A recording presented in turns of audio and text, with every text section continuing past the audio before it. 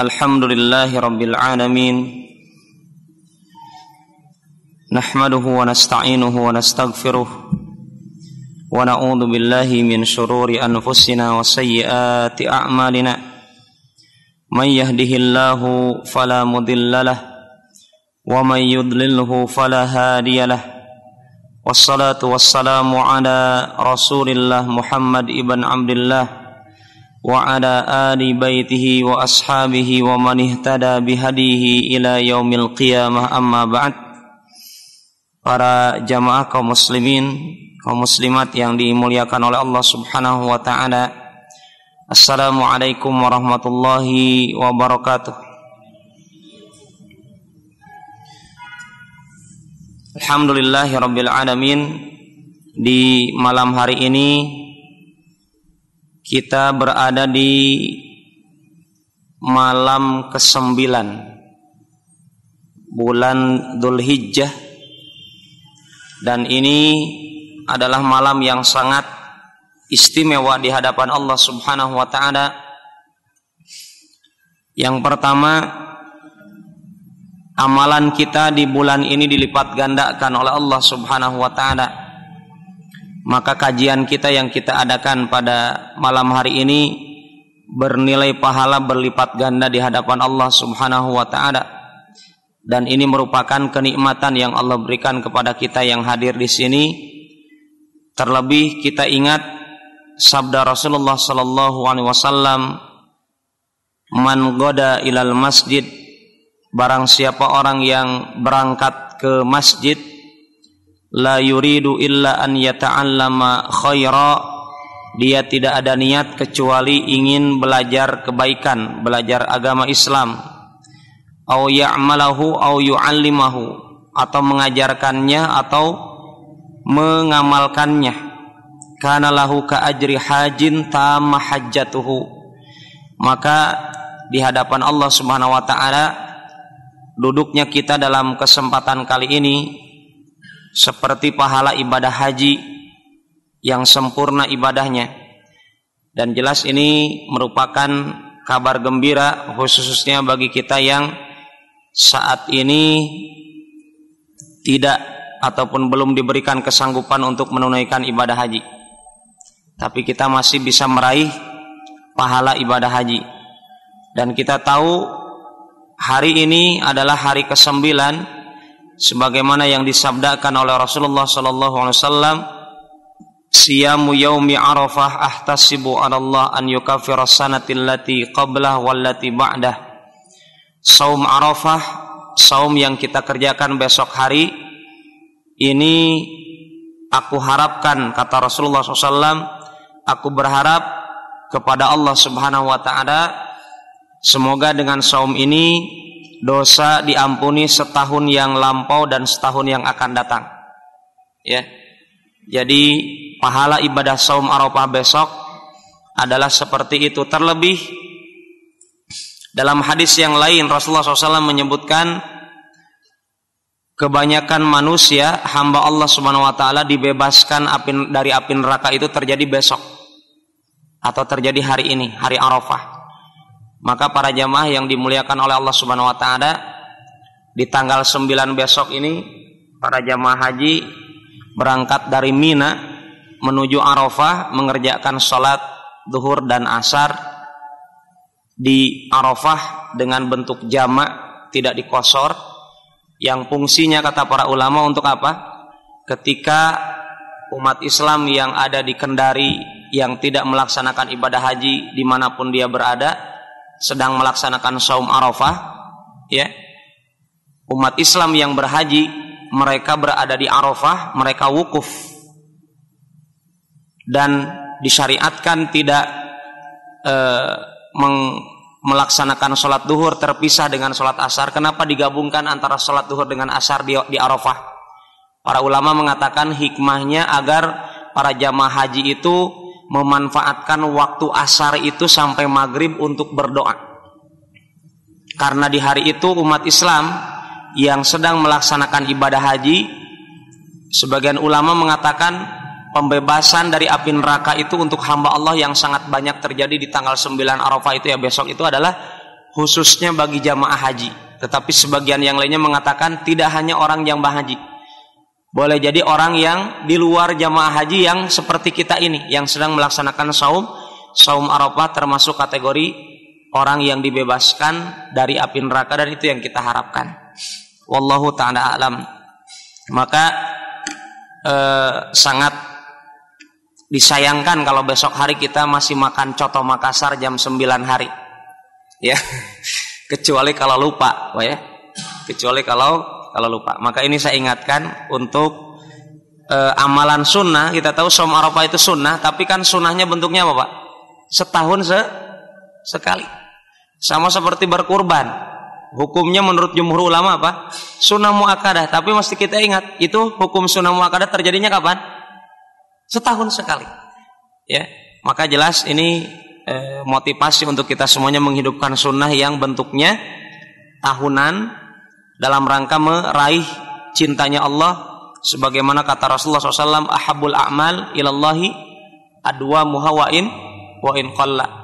Amalan yang paling dicintai oleh Allah apa itu? Amalan yang rutin dikerjakan tapi sedikit, walaupun sedikit tapi rutin. Kita saum besok itu sedikit tidak? Sedikit. Tidak 1 bulan, cuma 1 hari, tapi rutin kita kerjakan. Tahun kemarin kita kerjakan, tahun ini insya Allah kita kerjakan, tahun depan insya Allah kita kerjakan. Itu amalan rutin kita, ya. Dan semoga bernilai pahala yang besar di hadapan Allah Subhanahu Wa Taala. Baik para jamaah, malam hari ini kita akan mengkaji al-fiqhul asghar, fikih kecil, ya. Fikih kecil itu fikih amaliyah, fikih akbar itu akidah, tauhid. Fikih yang kita bahas fikih kecil, ya, yaitu pembahasan hadis yang kedua, ya, hadis yang kedua. Imam Abdullah ibn Shalih Al-Fauzan hafizahullah taala, beliau memberikan judul untuk hadis kedua ini, al-aslu fil ma'i at-taharah. Mari kita pahami, Ikhwan. Kenapa dikatakan fikih? Kita sekarang belajar apa? Bukan belajar belajar sembarang pelajaran. Fahami judulnya. Fikih itu apa? Fikih itu sebagaimana yang dikatakan oleh Nabi Musa. Apa itu? Tatkala akan mendatangi bapak angkatnya yang mengatakan aku Tuhan kalian, itu Firaun. Apa yang dikatakan Nabi Musa alaihissalam kepada Allah, berdoa kepada Allah sebelum mendatangi Firaun bapak angkatnya itu? Apa kata Nabi Musa? Rabbi syrahli sadri wa yassirli amri wahlul 'uqdatam min lisani yafqahu qawli. Di situ ada kalimat yafqahu qawli. Nabi Musa berdoa, dan doa ini tidak mesti Nabi Musa yang berdoa. Mungkin kita juga dimanfaatkan. Kita manfaatkan doa tersebut. Ini doanya para nabi, salah satunya Nabi Musa alaihissalam. Rabbi syrah li sadri, ya Rabb isyrah. Apa isyrah? Lapangkan dadaku, sadri. Wa yassirli amri, mudahkan urusan-urusanku. Wahlul 'uqdatam min lisani, lepaskan pengikat-pengikat dalam lisanku. Karena terkadang orang kalau ngomong di depan bapak angkatnya gimana? Lisannya itu keluh, tidak bisa ngomong. Maka Nabi Musa mengatakan, ya Allah, lepaskan ikatan-ikatan dalam lisanku. Untuk apa? Yafqahu qawli, agar mereka memfikihi, agar mereka faqih dengan perkataanku. Apa itu faqih? Fikih, agar mereka faham. Ya, maka belajar fikih itu, Pak. Tujuan kita belajar fikih di sini apa? Agar paham. Maka kalau bapak-bapak ikut pengajian berkali-kali tapi nggak paham-paham, yang salah siapa? Ustadznya ataupun muridnya? Ya. Ya, maka mari kita meminta kepada Allah Subhanahu wa taala agar diberikan pemahaman. Rabbi zidna ilma warzuqna fahma, amin ya rabbal alamin. Jadi pembahasan kita adalah al-aslu fil ma'i at-taharah. Hukum asal dalam air itu suci. Ini ada air. Ya. Ketika antum dapatkan air, hukumi asalnya apa? Suci. Bisa dipahami? Itu rumus yang akan kita bahas sekarang. Prinsip, ya ikhwan. Islam itu apa? Islam itu seluruh ajarannya adalah ilmu.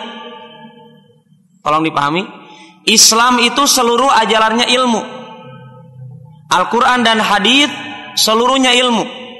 Dan konsekuensinya kalau Islam itu ajarannya adalah ilmu, maka mesti menghasilkan keyakinan. Karena definisi ilmu itu adalah al-ilmu yufidul yakin. Ilmu itu fungsinya untuk menghadirkan keyakinan. Artinya kajian kita pada saat ini adalah berkaitan dengan air. Maka air apapun itu hukum asalnya apa? Suci. Ya, hukum asalnya suci. Sehingga apa? Dari situ kita tenang. Ya, nggak perlu ragu untuk menggunakan air. Oh, ini hukumannya asalnya suci. Nah, nanti kondisi-kondisi bagaimanakah air berubah menjadi tidak suci, itu yang mesti kita ingat. Tetapi mesti pahami seluruh hukumnya kalau kita melihat air hukumnya suci dulu, kecuali nanti ada. Ya, kecuali kita nanti bahas insyaallah. Taib. Hadisnya adalah qala al-muallif rahimahullahu taala wa an Abi Sa'id Al-Khudri radhiyallahu anhu qala qala Rasulullah sallallahu alaihi wasallam. Dari wa'an ini dan dari, kenapa Imam Ibnu Hajar mengatakan wa'an? Tahu-tahu ada dan. Kenapa? Karena pembahasan ini masih berkaitan dengan hadis sebelumnya. Jadi dan ini adalah kata gabungan pembahasan. Ya. An dari Abi Sa'id Al-Khudri radhiyallahu an. Dari sahabat yang kunyahnya, julukannya bernama Abu Sa'id, ya, Al-Khudri radhiyallahu an. Beliau berkata, siapa Abu Sa'id ini? Abu Sa'id ini nama aslinya. Jadi Abu Sa'id ini bukan namanya. Ya, Sa'id ini putranya. Abu ini bapaknya Sa'id. Nama aslinya bukan Sa'id. Ini pertama Pak, mengajarkan kepada kita kalau kita cinta para sahabat maka kita ini mesti punya julukan. Karena sahabat pun punya julukan. Itu apa? Abu Sa'id. Tapi jangan namakan kita namanya, jangan namakan diri kita apa? Abu Gosok. Abu Sa'id itu adalah apa artinya Sa'id? Sa'id ini gembira, senang. Bapaknya yang senang. Nama aslinya adalah Sa'ad ibn Malik ibn Sinan Al-Khudri Al-Ansari Al-Khazrazi. Sa'ad ibn Malik, namanya Sa'ad. Dan ini kebiasaan nama orang Arab. Apa itu? Namanya itu nggak panjang-panjang. Kalau orang Indonesia namanya satu kata nggak cukup, dua kata kurang, tiga kata rada tenang, empat kata lebih tenang lagi. Ya, sebenarnya kita dapatkan Nabi kita namanya siapa Pak? Muhammad saja, satu kata saja. Ya, Ahmad, Muhammad, satu kata saja. Cucunya siapa? Al Hasan, Al Husain, satu saja. Itu artinya kebiasaan orang Arab. Artinya sebenarnya secara sunnah menamakan anak itu lebih bagusnya cukup satu kata. Ya, satu kata. Taib. Sa'ad ibn Malik ibn Sinan Al-Khudri, beliau sahabat Ansor. Apa artinya sahabat Ansor? Sahabat yang tinggal di Madinah. Kalau sahabat Muhajirin, sahabat yang berhijrah ke Madinah. Ya, beliau sahabat Ansor Al-Khazraji. Khazraj ini suku dari orang Yahudi. Ada Aus, ada Khazraj, dan ini suku terpandang di kota Madinah. Ya. Kemudian biografi singkat beliau adalah beliau pernah, ini pernahnya bukan sekali Pak, 12 kali berperang menemani Rasulullah SAW.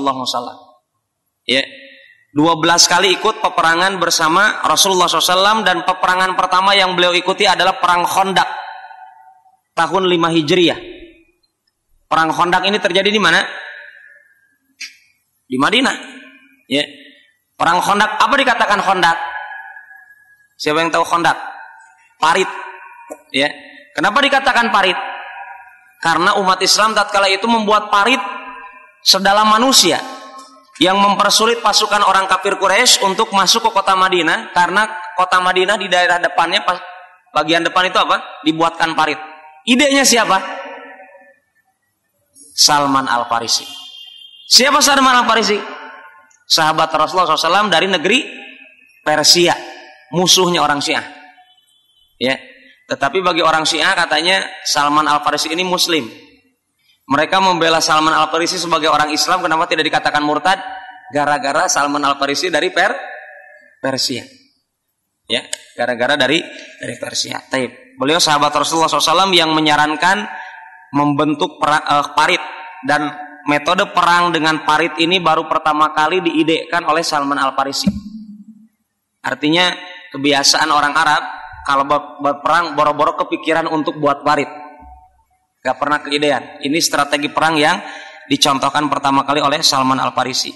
Ini peperangan pertama yang diikuti oleh Abu Sa'id Al-Khudri radhiyallahu an tahun 5 Hijriyah. Kemudian beliau ini merupakan salah satu ulamanya sahabat Ansor di Madinah. Jadi bukan sahabat biasa, beliau seorang ulama di kalangan sahabat Ansor, meninggal dunia tahun 74 Hijriyah. Ya, dan dikuburkan di Baqi'. Mana Baqi'? Dekat Masjid Nabawi. Yang pernah antum lihat kuburannya para sahabat, di situ adalah dikuburkan salah satunya sahabat Abu Sa'id Al-Khudri di Madinah An-Nabawiyah. Kemudian beliau berkata, qala Rasulullah sallallahu alaihi wasallam, bersabda Rasulullah sallallahu alaihi wasallam, innal ma'a tahurun la yunajjisuhu syai'. Sesungguhnya air itu suci. Tahur, suci ini definisinya apa, Pak? Tahur artinya tahir wa mutahhir. Dia suci dan mensucikan. Kita bahas di pertemuan kemarin, terkadang kita dapatkan ada air suci tapi tidak mensucikan. Betul? Apa itu? Air susu, teh botol, ini sudah berubah jadi air putih. Air apa lagi? Coca-Cola, air Coca-Cola, taib. Dan seterusnya dengan air-air yang sangat banyak, air teh, air kopi, taib. Itu airnya suci, tapi tidak mensucikan. Yang sekarang dibahas oleh Rasulullah, yang sedang diajarkan oleh Rasulullah, subhanallah, antum dapat pelajaran dari Rasulullah, ikhwan. Ya, Rasulullah mengatakan apa? Air itu suci dan mensucikan, tidak menjadikan najis sesuatu pun. Kapan kalimat ini diucapkan? Dan kapan kalimat ini kita jadikan pegangan? Jadi dipahami? Kapan beliau mengucapkan hal ini? Ternyata, ya, ungkapan Rasulullah SAW ini diungkapkan karena ada sebab. Apa itu? Sebabnya adalah ada seorang lelaki, ikhwan, kalau antum dengar dalam hadis diucapkan oleh para ulama hadis, ada seorang lelaki di zaman Rasulullah SAW. Dipastikan siapa itu? Sahabat Rasulullah, bukan antum maksud. Ya, maaf, bukan antum. Artinya apa? Oh, berarti mesti kita dengarkan apa yang ini. Laki-laki ini apa yang dimaksudkan? Datang laki-laki tersebut kepada Rasulullah SAW. Ya, ini laki-laki menanyakan tentang apa? Tentang berwudu. Apa kata laki-laki ini? Ana tawadda'u min bi'ri buda'ah. Apakah kami ini boleh berwudu dengan menggunakan air sumur? Bukan sekedar sumur, ya, karena di Madinah sumurnya banyak. Ada ya Rasulullah satu sumur, namanya sumur Buda'ah. Ya, terkenal itu di kota Madinah tatkala itu. Wallahu ta'ala alam, kali ini sumur tersebut masih ada atau tidak. Yang jelas sumur tersebut pernah ada di zaman Rasulullah SAW. Namanya sumur Buda'ah. Dan sumur ini terkenal dengan lembaran kain-kain bekas darah wanita haid. Bisa dipahami kasusnya? Kalau ikhwan, pelajaran fikih intinya apa? Faham. Kalau antum nggak paham berarti antum belum belajar fikih. Ya, belum tingkatan hakikat ma'rifatnya ilmu fikih. Betul, ya. Betul itu. Ya, maka tolong diingat, sumur apa ini? Kalau suatu saat kita dites, sumur apa itu namanya? Sumur Budoah. Di mana itu? Kayaknya di Mekah, salah besar. Karena ini kasusnya di mana? Di Madinah. Ya, di Madinah. Jadi ada nama sumur Budoah, terkenal di kalangan para sahabat dan penduduk Madinah. Ada sumur namanya Budoah. Di situ kain-kain bekas darah haid wanita nyemplung di sana. Jangankan itu saja, di situ ditambahkan apa? Daging-daging anjing, bangkai nyemplung di situ. Bisa dibayangkan? Kayak apa itu sumur? Antum itu artinya ikhwan, para sahabat cerdas. Saya mau berwudu, wudu ini pintunya sholat. Sholat itu berbicara dengan Allah. Kayaknya nggak mungkin ini dipakai untuk bersuci yang untuk sarana berdialog dengan Allah. Ini artinya para sahabat cinta kebersihan. Ya. Betul-betul cinta kebersihan. Maka salah kaprah kalau orang-orang orientalis, orang barat mengatakan umat Islam itu, yang mengatakan katanya umat pertamanya, umat terbaik itu terbelakang. Salah. Ya. Buktinya ini. Buktinya para sahabat bertanya kepada Rasulullah tentang kebersihan walaupun mereka tidak punya gelar doktor. Betul itu? Ya. Mereka itu begitu. Ya Rasulullah, ini sumur ada kain darah haid. Otomatis darah haid najis jelas. Ya. Kemudian ada bangkai kambing, bangkai anjing, maaf. Wanatin, perkara-perkara yang bau. Ana tawaddo ya Rasulullah. Boleh nggak kami berwudu? Subhanallah. Cerdas para sahabat, bukan orang oon. Maka orang yang masuk Islam dari kalangan para sahabat, mereka lah orang cerdas. Yang oon siapa? Abu Jahal dan Abu Lahab. Walaupun mereka orang saudagar kaya raya di kota Makkah. Maka tatkala para sahabat bertanya tentang itu, Rasulullah baru menjawab apa? Kalimat tadi.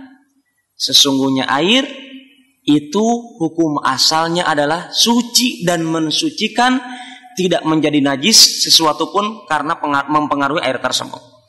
Taib. Ya. Hadis ini diriwayatkan oleh as-salatah. Nahlau.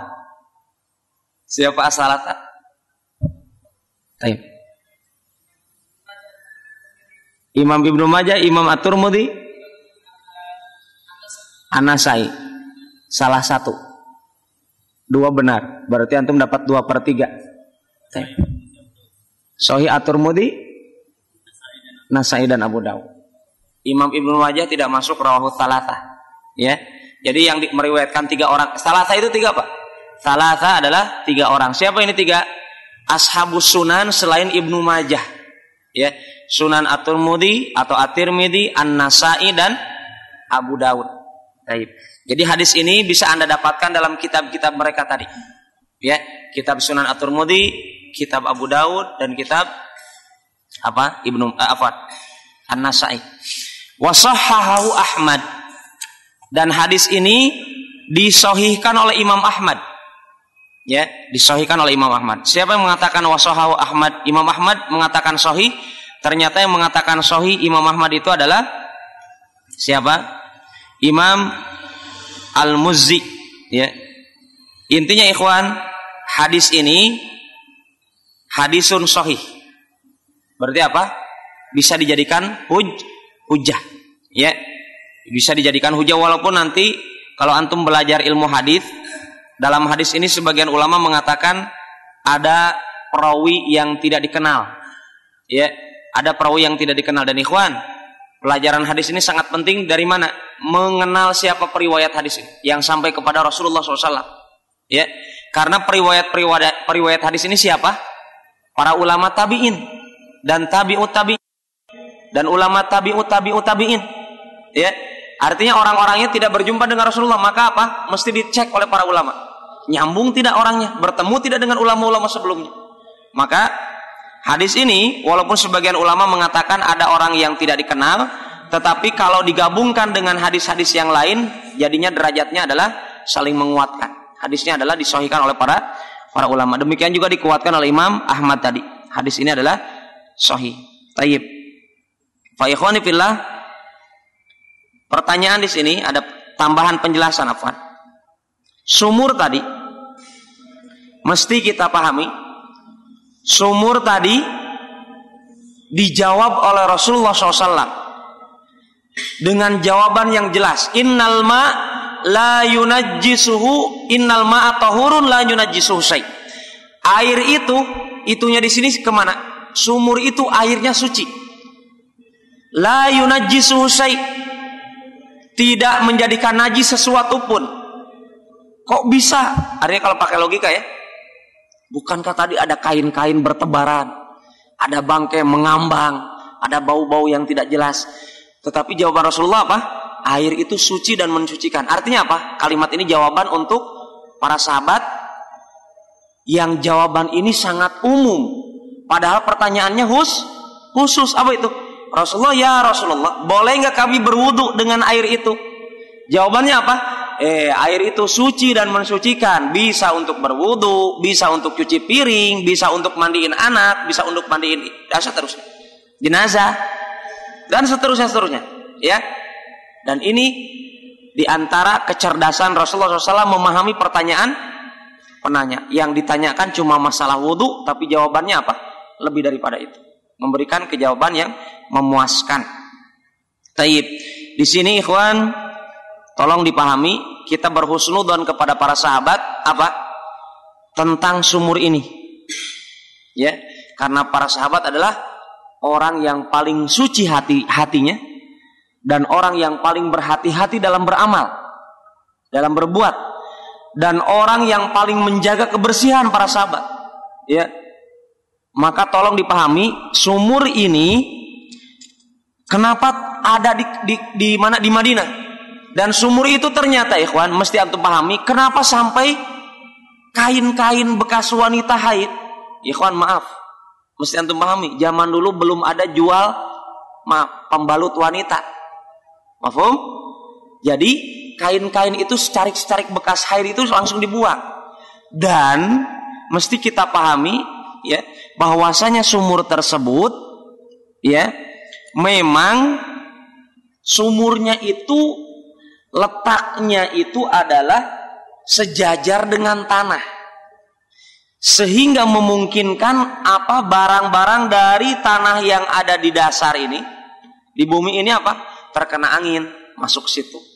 Artinya apa? Artinya kain-kain bekas darah haid wanita itu tidak ada unsur kesengajaan untuk dibuang ke sana. Paham tuh? Itu sumur memang sumur yang memang airnya itu bersih, tetapi karena ada kain-kain lewat nyemplung ke situ. Kedua adalah kontur tanahnya yang memang sejajar dengan sumurnya itu sejajar dengan tanah. Kalau kita dapatkan sumur-sumur kita kan kadang disemen, dibulatkan begitu. Ini tidak. Sumurnya begitu gitu. Maka ditanyakanlah kepada Rasulullah agar tidak ada keraguan dalam berwudu menggunakan air ini. Taib. Ya. Maka di sini yang mesti kita pahami dengan redaksi hadis ini adalah menunjukkan sumur tersebut dibolehkan airnya untuk bersuci. Sekarang pertanyaannya, seberapa besar itu sumur gitu? Kan kalau hanya mengandalkan kata sumur, boleh jadi ada orang buat sumur kecil kemudian kecemplung apa, suci pale, dengan kasus bi'ru bido'ah tadi, sumur bido'ah. Maka mari kita bertanya kepada para ulama, sebesar apa itu sumur? Jangan-jangan sebesar ember ini. Dan kenapa Pak Ustadz bawa ember ini ke kajian? Untuk apa? Untuk menjelaskan kasus sumur ini sebesar apa. Baik. Ya. Imam An-Nawawi beliau menjelaskan, ya, memberikan jawaban. Siapa Imam Nawawi, ikhwan? Imam Nawawi ini beliau ulama yang bermadhab Imam Asy-Syafi'i, tetapi beliau tidak fanatik kepada madhab, tetapi fanatik kepada Al-Quran dan hadis. Apa itu fanatik? Bela-belaan, habis-habisan. Ya, beliau tidak fanatik kepada madhab Imam Syafi'i. Kenapa? Karena beliau seorang ulama yang mampu membedakan mana perkataan yang kuat dari perkataan Imam Syafi'i, maka beliau ambil. Perkataan yang lemah dari perkataan Imam Syafi'i beliau tinggalkan. Maka beliau ulama yang sangat insaf, adil dalam menempatkan posisi sebagai pengikut Imam Syafi'i. Beliau katakan berkaitan dengan hal ini, i'lam, ilmuilah. Berarti belajar itu wajib. Ya. pahami anna hadits bi'r bid'ah amun makhsus. Hadis bi'r bid'ah, hadis sumur bid'ah ini, bud'ah ini, hadisnya itu umum. Betul tidak? Mana bentuk umumnya yang dimaksud Imam Nawawi? Redaksi kalimat dari Rasulullah SAW. Apa itu? Kata Rasulullah SAW, ya, air itu suci dan mensucikan, tidak bisa dipengaruhi najis sedikit pun. Kan itu umum, ya. Air apapun, sebesar apapun, air satu botol, satu ember, satu sumur, satu laut, dan seterusnya. Nah, ini yang dimaksud Imam Nawawi. Hadis ini hadis umum, dan ikhwan tolong dalam belajar praktek ajaran Islam, ya, tolong dipahami. Dalil dari Al-Quran dan hadis itu dalilnya tidak seluruhnya sama. Tapi terkadang akan kita dapatkan ada dalil-dalil khusus, ada dalil-dalil umum. Maka kalau antum dapatkan ada dalil itu umum, mesti dicari dulu ada nggak dalil yang mengkhususkan. Paham? Kalau ada dalil umum, kemudian ada dalil khusus, maka yang dipakai mana? Dalil khusus. Kenapa? Karena kalau antum pakai dalil umum, maka akan terjadi kerancuan dalam diri umat Islam. Contohnya ini. Hadis ini adalah hadis umum. Tentang masalah air, Rasul katakan, air hukum asalnya suci. Dan bisa dipakai untuk bersuci. Ya, itu hukum asal. Maka Imam Nawawi mengatakan, hadis ini umum, tetapi makhsus. Hadis ini umum, tapi nanti ada dalil khusus. Gitu loh. Ya, dalil khusus. Ya, khussa minhul mutaghayyir binajasah. Dalil khususnya adalah kalau air tersebut berubah dengan perkara-perkara yang najis. Paham? Ya. Fa innahu najasun lil ijma. Karena itu air kalau terkena perkara yang najis. Apa itu yang najis, Pak? Satu, air kencing kita. Maka itu air kencing kita keluarkan dari keumuman air. Karena dia sudah najis. Kalau betul air kencing ini adalah suci, pastinya antum minum air kencing tiap hari. Betul tidak? Kecuali, nah ini maksud saya, air kencing itu najis, seluruh air kencing, kecuali ada dalil khusus. Apa itu? Air kencing unta. Karena ada dalilnya dari Rasulullah SAW, diperbolehkan untuk berobat dengan air kencing unta. Maaf, namanya kuda bukan unta. Walaupun kencingnya sama, maaf, jangan dijadikan alasan. Berobatlah dengan air kencing kuda. Mana dalilnya? Itu Rasulullah mengatakan air kencing unta. Saya katakan, unta itu kuda bukan? Bukan, walaupun sama-sama binatang. Jadi ikhwan, disinilah pentingnya mempelajari ilmu fikih. Ya, mana dalil umum, mana dalil khusus. Kalau ada dalil khusus, tinggalkan dalil umum untuk dipraktekkan, atau bawa dalil umum ini kepada dalil khusus. Ya. Contoh lain untuk bapak-bapak atau calon bapak, menikah lebih dari 4. Ada nggak dalilnya? Ada, tapi itu khusus untuk siapa? Untuk Rasulullah SAW. Maka jangan bawa diri antum yang bukan Rasulullah kepada amalan Rasulullah. Begitu maksudnya. Ya, dan demikian juga dalil-dalil yang lain. Ikhwan, inilah pentingnya memahami dalil khusus. Ya, nanti ada dalil khusus yang berkaitan dengan ini. Apa itu? Kalau ada air yang asalnya suci, kemudian kena najis, yang najis itu merubah air tersebut, maka menjadi najis. Nah, ini berdasarkan ijma. Apa itu ijma? Kesepakatan. Kesepakatan siapa? Kesepakatan bukan ikhwah kajian An-Nur. Bukan. Kesepakatan para ulama yang mampu berijtihad.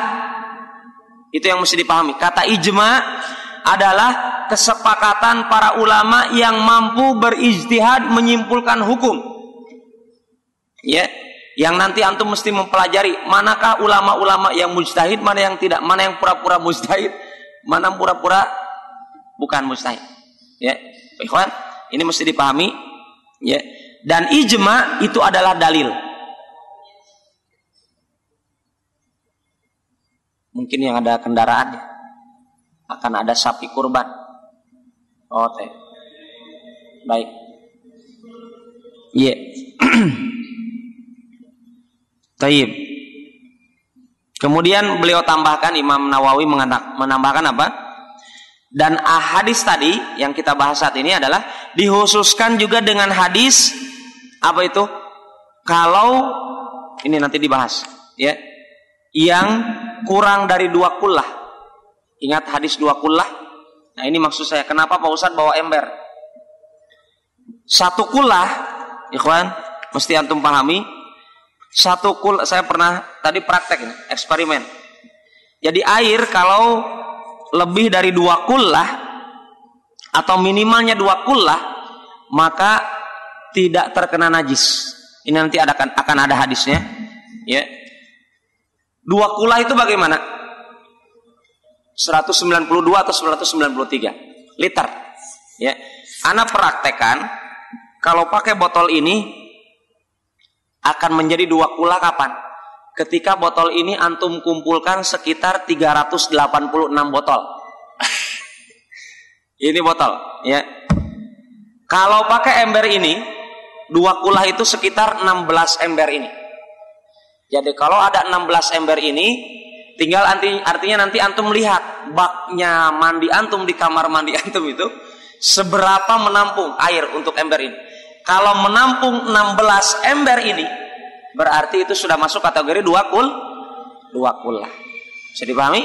Kalau kurang dari itu, maka di bawah 2 kullah. Taib. Ya. Maka kata Imam An-Nawawi, kalau hadis tadi, hadis umum tadi, air itu suci dan mensucikan, tidak bisa dipengaruhi najis oleh sesuatu pun, kalau dia minimalnya 2 kullah. Dengan hadis khusus aja dikhususkan dengan hadis 2 kullah itu. Bisa dipahami? Ya. Kemudian yang dimaksud dalam hadis ini, ya, air itu tidak bisa dipengaruhi najis. Kenapa? Karena Rasulullah bersabda tentang sumur, dan sumur itu airnya sangat banyak, bahkan kalau diukur kata para ulama apa? Itu air kurang lebih daripada 2 kullah.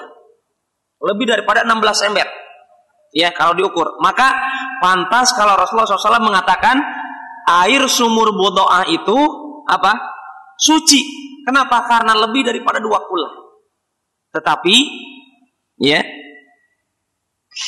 ini kata Imam An-Nawawi, inilah yang dimaksud oleh Rasulullah SAW. Bahwasanya kondisi sumur Budo'ah tatkala itu lebih daripada 2 kullah. Tapi tolong diingat ikhwan, para ulama mengatakan apa? Pendapat yang membatasi air itu mesti 2 kullah atau kurang dari 2 kullah untuk dikatakan suci atau tidak suci, itu pendapat yang lemah. Tolong diingat, nanti akan dibahas di hadis selanjutnya. Ya. Yang jelas untuk pertemuan saat ini, antum pahami dulu pembatasan air dikatakan suci kalau sudah 2 kullah. Ini para ulama mengatakan tidak jadi patokan utama. Yang jadi patokan utama adalah 3 perkara yang akan kita bahas. Kalau air itu berubah apa? Warna air. Katakan ini warnanya asalnya begini, jadi berubah jadi warna lain. Atau apa? Baunya atau rasanya. Saya katakan atau, bukan dan. Berarti kalau atau apa Pak? Alternatif. Ya, alternatif. Maka ikhwan, kalimat tadi 2 kullah, minimalnya antum paham. 2 kullah itu adalah minimalnya kita dapat ilmu 16 emberan. Tetapi dalil yang dijadikan 2 kullah itu adalah dalilnya lemah. Tidak kuat. Yang kuat adalah berkaitan dengan ijma' para ulama, sepakat ulama. Ikhwan, ijma' ini diingatkan oleh Imam Ibnu Taimiyah, orang yang dengan sadar dia menyelisihi ijma', dia kafir. Karena ijma' sandarannya adalah Al-Quran dan hadis. Contoh ijma' apa? Contoh ijma'. Perkataan Abu Bakar ketika Rasulullah SAW meninggal dunia. Orang-orang banyak murtad. Orang-orang banyak waktu itu apa? Tidak mau menunaikan zakat. Betul? Di zaman Abu Bakar As-Siddiq, tatkala Rasul meninggal, mereka mengatakan apa? Kami tidak mau lagi berzakat. Kenapa? Karena Muhammadnya meninggal katanya. Jadi mereka pikirnya apa? Kalau Muhammad SAW hidup, kami baru berzakat. Kalau meninggal, tenang, kami tidak mau taat lagi. Ini orang ini berarti apa? Pemahamannya kerdil. Maka Abu Bakar mengatakan, aku akan memerangi mereka. Umar mengatakan apa? Jangan ya Abu Bakar. Mereka masih sholat, mereka bersyahadat, mereka berhaji, mereka saum. Apa kata Abu Bakar Siddiq? Demi Allah, seandainya saja mereka tidak mau menunaikan zakat walaupun cuma seutas tali, sejengkal tali saja, yang pernah diberikan zakatnya sejengkal tali itu kepada Rasulullah kemudian sekarang tidak mau, aku perangi walaupun aku hanya berangkat sendirian. Kenapa? Karena zakat ini adalah rukun Islam. Zakat ini bagian daripada ajaran Islam, rukun Islam. Kalau ada orang berani meninggalkan zakat, Abu Bakar perangi. Umar mengatakan, sodaqah Abu Bakar. Umar mengatakan, aku yang salah, Abu Bakar yang benar. Subhanallah. Ini perkataan Abu Bakar ini satu orang. Tapi sahabat waktu itu berapa? 114-an ribu. Seluruhnya diam. Tidak ada yang berontak kepada perkataan Abu Bakar. Ini artinya apa? Ijma. Kesepakatan para ulama mendengar ucapan sahabat yang bukan Nabi. Dan kita tahu Islam itu sumbernya apa? Al-Quran dan hadis. Nah, sekarang ada perkataan orang lain selain Nabi. Inilah dikatakan ijma. Tatkala kita tahu Abu Bakar seorang ulama yang beristihad dan beliau mengatakan suatu kemudian disepakati seluruh sahabat tatkala itu, maka itulah ijma yang dikatakan oleh para ulama. Orang berani menyelisihi ijma dengan sengaja, dengan sadar, maka dia kafir. Karena ijma para ulama itu sangat kuat. Seperti halnya apa? Ijma para ulama, kawin kontrak haram. Yang halal nikah dikontrakan. Kalau kawin kontrak, nikah mut'ah itu haram sampai hari kiamat. Kalau nikah dikontrakan, akad nikahnya dikontrakan, Pak Ustaz. Belum punya rumah, halal.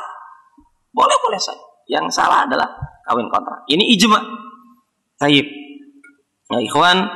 Kemudian selanjutnya adalah hadis ini menunjukkan air itu suci dan mensucikan. Dan ini hadis lafadznya umum, tidak mesti air sumur kata Rasul, kata para ulama. Karena Rasul mengatakan apa? Al-ma'u innal ma'a tahur. Air itu seluruhnya suci, hukum asalnya. Maka para ulama merinci, contohnya selain air sumur, air laut. Nah ya, walaupun kita dapatkan para nelayan, mungkin dia kencing di situ misalkan. Orang berenang, ratusan orang berenang di laut, kencingnya bersama misalkan, tidak akan meragukan. Karena apa? Hukum asalnya, air laut itu suci, itu yang antum harus hukum. Ya. Kemudian air apa lagi? Air sungai, kemudian air hujan, ini hukum asalnya. Maka kembali kepada hukum asal, itulah hukum air. Kalau berubah salah satunya dari tadi, baru kita hukumi najis.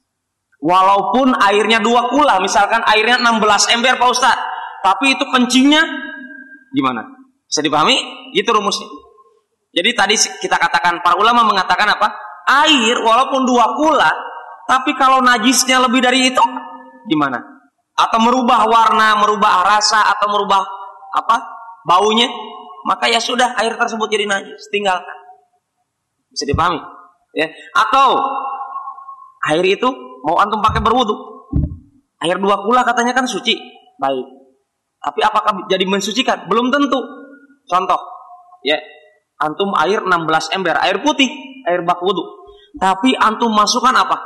Kopi 12 kilo. Berubah tidak warnanya? Berubah. Bisa nggak untuk bersuci berwudu? Tidak bisa.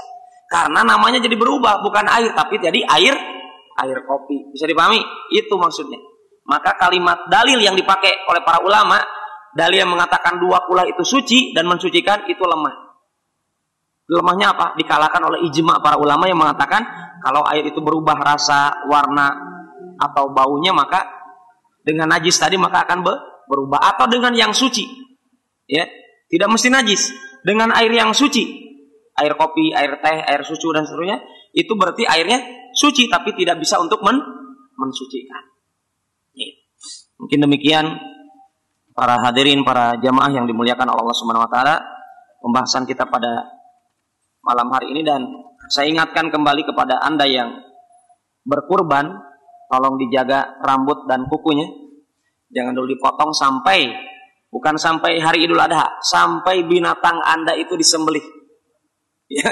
Jadi kalau binatang Anda yang dikurbankan besok itu belum disembelih, walaupun sampai tanggal 12 Dzulhijjah, maaf, kuku Anda jangan dipotong, rambut Anda jangan dipotong. Ya, sampai betul-betul sudah jelas disembelihnya. Demikian para jamaah, wallahu taala alam shawab. Subhanakallahumma rabbana bihamdika asyhadu an la ilaha illa anta astaghfiruka wa atubu ilaik. Assalamualaikum warahmatullahi wabarakatuh.